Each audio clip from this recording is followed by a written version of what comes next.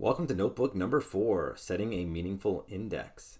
So in this video, we're going to be setting an index of a data frame. Now, before we do that, let's go ahead and read in a new data set. This was the sample data CSV. It's just a few rows of some fake data. Now, whenever you read in a data frame, it will always have an index and columns. You can never have a data frame that does not have both.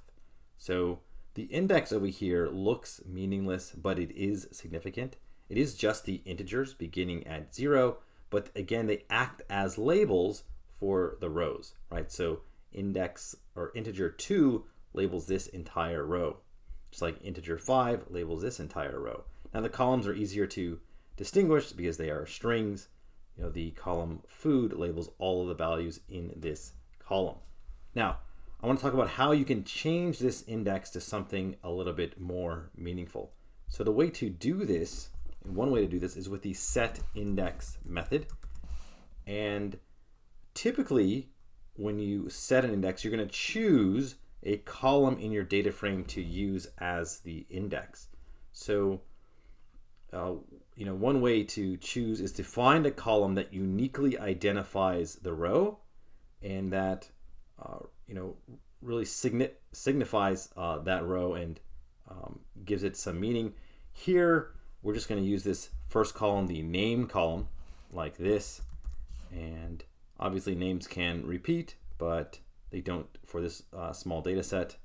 And we'll just call this method like this. So you have to pass it some column name like that to choose as your index.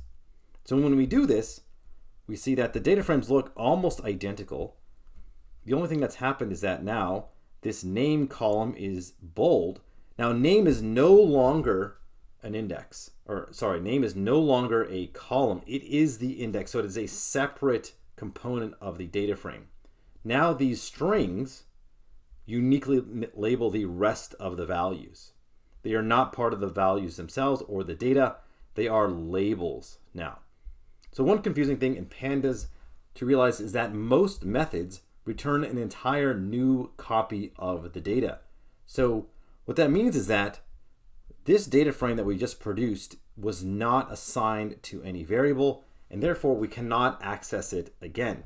So if we look at df, again, this might surprise you, you'll see that it has its original index. Well, that's because we didn't modify the original data frame, which was referenced by this variable name df.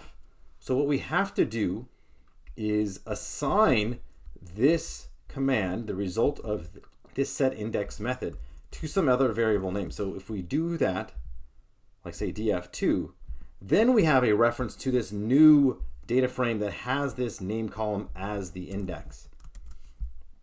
So here we have df2, and now this actually has what we want with our name column in the index.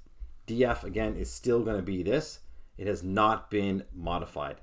So there are very few methods that will mutate a data frame in place. So that if this did change df, you would say that it has been modified in place. Now some methods, such as the setIndex method, does have an in-place parameter. And if I press Shift Tab Tab, you can see that there is an in-place parameter. So if we set that equal to true, then it will modify it in place, and we would not have to assign the result to anything in order for it to keep that change. But by default, it doesn't. So in that case, we must assign it to a new variable if we want to reference that changed data frame or that new data frame. All right, so that's it for setting an index. Pretty simple, just pass a string column name into this setIndex method, and that will pop your new data frame with that column as the index.